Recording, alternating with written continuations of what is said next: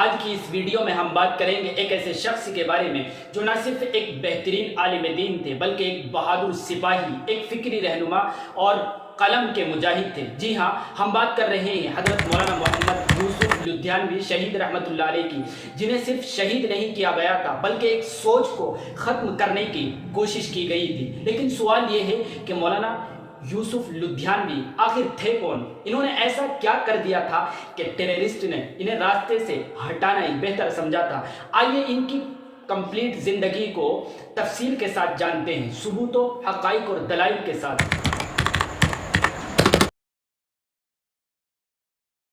1932 عیسوی بر صغیر کا ایک چھوٹا سا گاؤں عیسیٰ پور ڈسٹرکٹ لدھیانہ۔ یہ وہ وقت تھا جب نہ سوشل میڈیا تھا، نہ شہرت کا جنون، مگر خالص دینی ماحول تھا۔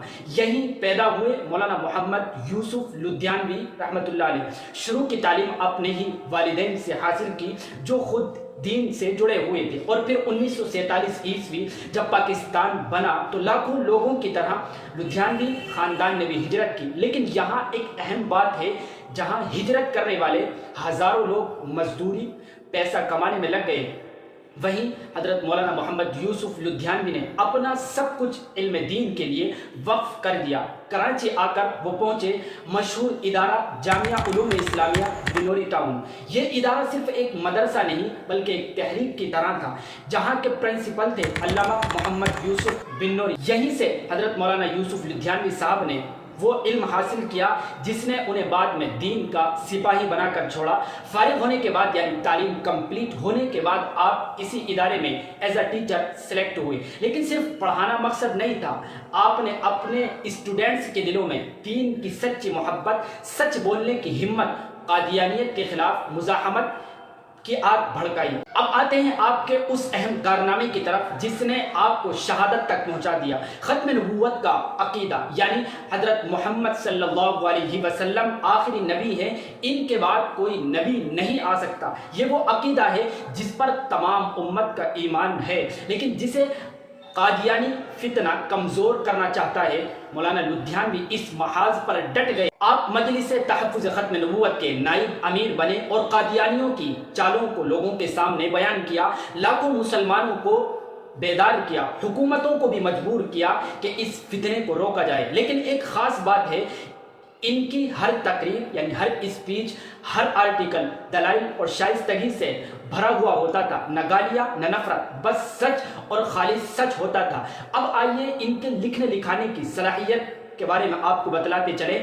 کیا آپ جانتے ہیں کہ مولانا محمد یوسف لدھیانوی صاحب 100 سے زیادہ کتابوں کے رائٹر ہیں، اور یہ صرف علماء کے لیے نہیں تھی، عام لوگوں کے لیے سادہ زبان میں روزانہ یعنی ڈیلی کے جو مسائل ہیں ان پر کتابیں لکھی گئی، مدلل اور قابل فہم انداز میں۔ ان کی مشہور کتابوں میں شامل ہے اختلاف امت اور صراط مستقیم، تحفہ قادیانیت، مرزا کا اقرار، رجم کی شرعی حیثیت، حسن یوسف جس کی 3 جلدیں ہیں، اور آپ کو بتلاتے چلیں کہ سب سے مشہور کتاب آپ کے مسائل اور ان کا حل جس کی 9 جلدیں ہیں۔ یہ سلسلہ اصل میں روزنامہ جنگ میں شائع ہوتا تھا، پبلش ہوتا تھا، جہاں لوگ سوال پوچھتے تھے اور آسان لفظوں میں ان کے جواب آپ دیا کرتے تھے۔ یہ صرف ایک فتوی کالم نہیں تھے بلکہ قوم کی دینی تربیت کا ایک غیر محسوس ذریعہ تھا۔ مولانا یوسف لدھیانوی صاحب نے اپنی زندگی میں صرف قادیانیت کا ہی رد نہیں کیا بلکہ شیعہ سنی جھگڑے، منکرین حدیث، مغرب زدہ نظریات، باطل فرقوں سب کے خلاف دلائل سے بات کی۔ ان کے آرٹیکل نہ صرف علمی ہوتے تھے بلکہ اخلاقی معیار پر بھی کمپلیٹ طریقے سے اترتے تھے۔ آپ کا انداز تھا برا بھلا مت کہیے، باطل کو بے نقاب کیجیے۔ 18 مئی آخر میں وہ دن بھی آیا کہ 18 مئی سن 2000 عیسوی کراچی مولانا اپنے دفتر جا رہے تھے، کچھ نامعلوم حملہ آوروں نے آپ پر گولیوں کی بوچھار کر دی اور آپ شہید ہو گئے۔ لیکن آپ کا جنازہ صرف ایک جنازہ نہیں تھا، ایک ریفرنڈم تھا۔ لاکھوں لوگ رو رہے تھے، کراچی کی سڑکیں بھر گئی تھیں، ہر شخص کہہ رہا تھا آج ہم سے دین کا وفادار چلا گیا ہے۔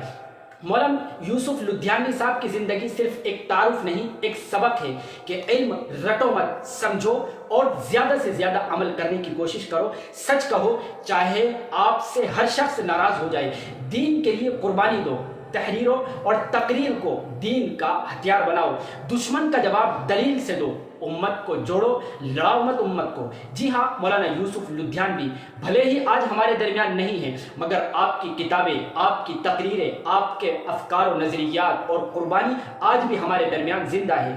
آپ نے اندھیرے میں چراغ جلایا تھا اور وہ روشنی آج بھی ہمارے لیے ایک راستہ ہے۔ اللہ رب العزت آپ کے درجات بلند فرمائے اور ہمیں آپ کے نقش قدم پر چلنے کی توفیق عطا فرمائے۔